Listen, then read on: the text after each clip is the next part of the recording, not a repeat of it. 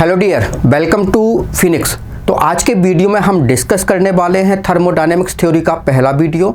इस वीडियो में हम डिस्कस करेंगे thermodynamics important term and type of thermodynamic system को, राइट। तो चलिए देखते हैं। तो जो थर्मोडायनेमिक्स की इंपॉर्टेंट टर्म है वो है system, surrounding, heat, work and internal energy. तो जो हमारा थर्मोडायनेमिक्स होता है इसका मतलब क्या होता है? तो जो हमारा थर्मोडायनेमिक्स होता है, ठीक है ना। तो थर्मोडायनामिक जो है वो दो वर्ड से मिलकर बना होता है, थर्मो एंड डायनामिक। थर्मो का मतलब होता है हीट या एनर्जी, और डायनामिक का मतलब होता है फ्लो या मोशन, ठीक है ना। तो हीट का फ्लो सिस्टम टू सराउंडिंग या सराउंडिंग टू सिस्टम, इसी को हम बोलते हैं थर्मोडायनामिक्स, ठीक है ना। तो ये हमारा थर्मोडायनामिक्स जो है वो कहलाता है जहां पर सिस्टम एंड सराउंडिंग के बीच हीट का फ्लो जो है वो हो रहा हो, उसको ही हम थर्मोडायनामिक सिस्टम सराउंडिंग बोलते हैं, ठीक है ना। अब सिस्टम क्या कहलाता है, सराउंडिंग क्या कहलाता है, तो आइए देखते हैं। तो देखो जरा, ये हमारा जो है वो सिस्टम कहलाता है। ये सिस्टम की जो है वो अपनी एक बाउंड्री है, राइट। तो ये सिस्टम है और ये सिस्टम की जो है वो अपनी एक बाउंड्री है, राइट। तो सिस्टम मतलब यूनिवर्स का वो पार्ट जहाँ पे हम थर्मोडायनामिक चेंज की जो है वो स्टडी करते हैं, इसी को बोलते हैं हम सिस्टम, ठीक है। तो थर्मोडायनामिक प्रॉपर्टीज जहाँ पे चेंज हो रही है, राइट, उसको बोलते हैं थर्मोडायनामिक सिस्टम, राइट। तो ये हमारा जो है वो सिस्टम कहलाता है। सिस्टम की जो बाउंड्री है उसके बाहर का एरिया, राइट, उसको हम बोलते हैं सराउंडिंग, और सिस्टम एंड सराउंडिंग से मिलके जो है वो हमारा बनता है यूनिवर्स, राइट। तो थर्मोडायनामिक्स प्रॉपर्टीज़ की स्टडी जो है वो हम जहाँ पे करते हैं उसको हम बोलते हैं, उस पार्ट को बोलते हैं सिस्टम। सिस्टम के अराउंडस का एरिया जो है वो सराउंडिंग कहलाता है। सिस्टम एंड सराउंडिंग मिलकर जो है वो हमारा यूनिवर्स जो है वो बनाते हैं। तो ये तो सिस्टम एंड सराउंडिंग की डेफिनेशन हो गई। अब जो है वो हीट क्या होती है, तो देखो जरा, जब दो बॉडी जिनके टेम्परेचर में डिफरेंस होता है, ठीक है, तो जिसका टेम्परेचर ज़्यादा होता है तो उसको हम हॉट बॉडी कंसीडर कर लेते हैं, जिसका टेम्परेचर लो है उसको हम कोल्ड बॉडी कंसीडर कर लेते हैं, राइट। तो हीट का फ्लो होता है from hot to cold, right. तो हॉट बॉडी से कोल्ड बॉडी पे जो है वो फ्लो होता है, किसका होता है, हीट का फ्लो होता है, राइट। और एक टाइम ऐसा आएगा कि दोनों बॉडी जो है वो थर्मल इक्विलिब्रियम में आ जाएंगी, दोनों बॉडी के टेम्परेचर जो है वो आइडेंटिकल हो जाएंगे। किसके कारण हो जाएंगे, हीट फ्लो के कारण हो जाएंगे, राइट।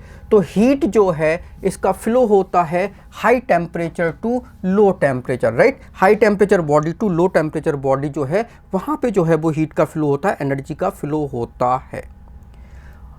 फिर इसके बाद आता है हमारा वर्क डन। तो वर्क डन जो है वो क्या कहलाता है, तो देखो जरा, ये हमारा एक सिस्टम है और इस सिस्टम में जो है वो गैस जो है वो भरी हुई है और गैस के पार्टिकल्स जो है वो कंटिन्यूअसली मूवमेंट कर रहे हैं, राइट। और ये जो है वो हमारा जो है वो एक पिस्टन है, राइट। और पिस्टन का अपना जो है वो एक्सटर्नल प्रेशर जो है वो होगा। तो पिस्टन का अपना जो है एक प्रेशर होगा, उसको हम एक्सटर्नल प्रेशर जो है वो बोलेंगे, राइट। तो ये हमारा पी एक्सटर्नल प्रेशर कहलाएगा, राइट।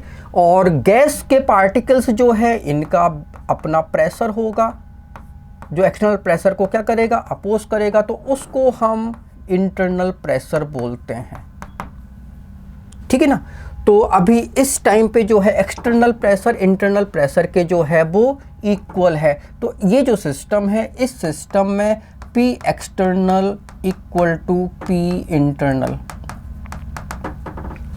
ठीक है ना। जब एक्सटर्नल प्रेशर को जो है वो हम क्या कर देते हैं, हाई कर देते हैं, एक्सटर्नल प्रेशर जो है वो हाई हो जाता है तो सिस्टम जो है वो क्या हो जाएगा, कंप्रेस हो जाएगा। तो यहाँ पे देखो, ये यहाँ पे कंप्रेशन हो रहा है। तो जब कंप्रेशन हो रहा है तो इसका मतलब है कि P एक्सटर्नल जो है वो हाई है, वो ग्रेटर है किससे, P इंटरनल से, ठीक है ना। तो P एक्सटर्नल जो है वो हाई है किससे, P इंटरनल से, राइट। तो P एक्सटर्नल जो है वो हाई है P इंटरनल से, तो यहां पे जो है वो कंप्रेशन होगा, ठीक है ना। और वर्क डन जो है वो क्या होगा, वर्क डन जो है वो पॉजिटिव होगा, वर्क डन जो है वो हमारा पॉजिटिव होगा, राइट। तो अगर मान लीजिए कुछ ऐसा हो कि जब इंटरनल प्रेशर जो है वो एक्सटर्नल प्रेशर से ज़्यादा होता है तो एक्सपेंशन होता है, तो इंटरनल प्रेशर जो है वो एक्सटर्नल प्रेशर से जो है वो कैसा हो, ज़्यादा हो, तो क्या होगा, एक्सपेंशन होगा। तो गैस जो है वो एक्सपेंड करेगी, राइट। तो इस एक्सपेंशन में, ठीक है ना, तो P एक्सटर्नल जो है वो तो कम है और P इंटरनल जो है वो ज़्यादा है, तो क्या होगा, एक्सपेंशन। और इस एक्सपेंशन में जो है वर्क डन जो है वो कैसा हो जाता है, that is the negative. Clear है, ओके। तो ये तो हमारा जो है वो वर्क डन हो गया। तो वर्क डन का मतलब क्या होता है कि जब कोई सिस्टम का इंटरनल प्रेशर और एक्सटर्नल प्रेशर जो है वो इक्वल नहीं होता है, तो उस समय जो है वो वर्क डन जो है वो होता है, राइट, ओके। तो वर्क डन एक्सपेंशन और कंप्रेशन के कारण जो है वो होता है। आगे बढ़ते हैं। इंटरनल एनर्जी, अब इंटरनल एनर्जी क्या कहलाती है, तो देखो जरा, ये एक सिस्टम है, इस सिस्टम में जो है वो गैस के मॉलिक्यूल्स जो है वो भरे हुए हैं, राइट। तो गैस के मॉलिक्यूल्स जो है वो आपस में अट्रैक्ट भी करेंगे एक दूसरे को और आपस में क्या करेंगे, रिपेल भी करेंगे, ठीक है ना। तो अट्रैक्शन एंड रिपल्सन का फोर्स, इस फोर्स को हम बोलते हैं पोटेंशियल एनर्जी। तो जहाँ पे मॉलिक्यूल्स के बीच अट्रैक्शन हो या फिर रिपल्सन हो, इसको हम बोलते हैं पोटेंशियल एनर्जी। और जब पार्टिकल्स, जब गैस के पार्टिकल्स में मोशन होता है, मूवमेंट होता है, इसको हम बोलते हैं काइनेटिक एनर्जी।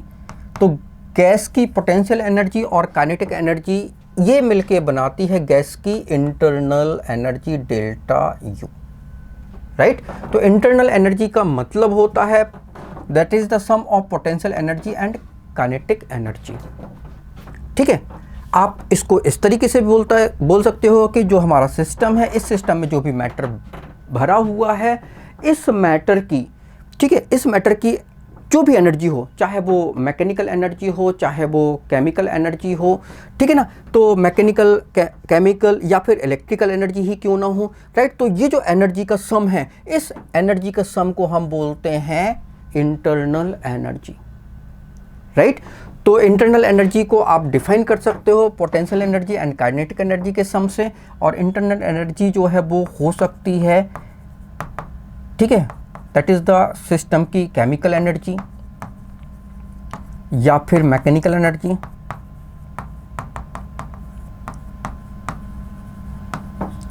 ठीक है, केमिकल एनर्जी, मैकेनिकल एनर्जी, ठीक है। और या फिर हो सकती है एक टाइप की और एनर्जी होती है, उसको हम क्या बोलते हैं, इलेक्ट्रिकल एनर्जी,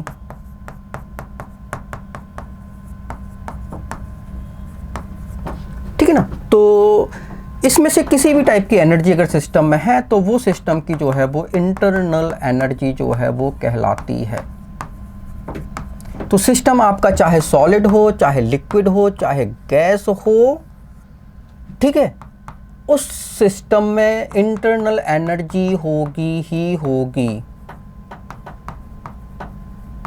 उस सिस्टम की अपनी एक इंटरनल एनर्जी होगी ही होगी। क्यों? क्योंकि पार्टिकल्स जो है वो अट्रैक्ट करेंगे, रिपेल करेंगे, पार्टिकल्स के बीच जो है वो वाइब्रेशन होगा, रोटेशनल होगा, ठीक है, किसी भी टाइप का मोशन भी होगा, तो काइनेटिक एनर्जी बनेगी, राइट। तो काइनेटिक एनर्जी पोटेंशियल एनर्जी का सम जो है वो हमारा क्या कहलाता है, इंटरनल एनर्जी कहलाता है, ओके। अब देखो जरा, थर्मोडायनेमिक सिस्टम जो है वो कितने टाइप के होते हैं। तो थर्मोडायनेमिक सिस्टम जो है वो आपके 3 टाइप के सिस्टम होते हैं। क्या होता है, एक तो होता है ओपन सिस्टम, दूसरा होता है क्लोज्ड सिस्टम और तीसरा होता है आइसोलेटेड सिस्टम, ठीक है ना। तो अगर हम ओपन सिस्टम की बात करें तो यहाँ पे गर्म चाय जो है वो रखी हुई है, तो जो हमारी चाय है उसको हमने बोला मैटर, ठीक है, चाय जो है उसको हमने बोला मैटर, और चाय का जो टेम्परेचर है उसको हमने बोला एनर्जी या हीट, ठीक है ना। तो ओपन सिस्टम में हीट का ट्रांसफर हो सकता है और मैटर का भी ट्रांसफर हो सकता है, ठीक है ना। तो मैटर मतलब जो भी सब्सटेंस इसके अंदर भरा हुआ है तो वो भी जो है वो सराउंडिंग में जाता है, और हीट भी जो है वो सराउंडिंग में जाती है, राइट। तो मैटर और हीट दोनों जो है वो सराउंडिंग में जा सकते हैं। ऐसे सिस्टम को हम ओपन सिस्टम बोलते हैं। क्लोज सिस्टम में क्या हो सकता है, केवल हीट ही जो है वो सराउंडिंग में जो है वो जाती है, मैटर जो है वो सराउंडिंग में नहीं जाता। क्यों? क्योंकि सिस्टम जो है वो कैसा है, क्लोज्ड है, तो वो वापस आ जाएगा, राइट। तो मैटर का ट्रांसफ़र नहीं हो सकता, लेकिन हीट का ट्रांसफ़र जो है वो हो सकता है। और आइसोलेटेड सिस्टम में इसकी बाउंड्री जो है वो कैसी होती, इंसुलेटेड बाउंड्री होती है।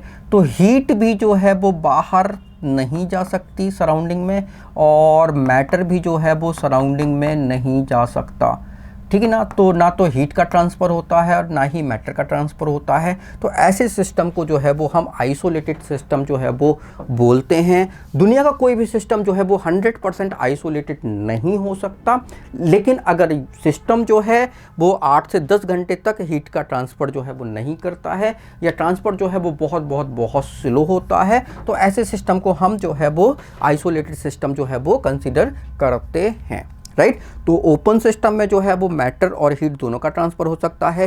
क्लोज सिस्टम में केवल और केवल हीट ट्रांसफ़र हो सकती है, किसके साथ, सराउंडिंग के साथ, राइट, और मैटर का ट्रांसफ़र नहीं हो सकता। और आइसोलेटेड सिस्टम में हीट एंड मैटर दोनों का ट्रांसफ़र जो है वो सराउंडिंग के साथ नहीं हो सकता, राइट। तो ये हमारा वीडियो जो है वो कंप्लीट हो चुका है।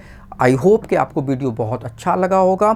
आप वीडियो को जो है वो शेयर कीजिए, वीडियो को जो है वो लाइक कीजिए, वीडियो पे कमेंट कीजिए। Thank you so much for watching this video.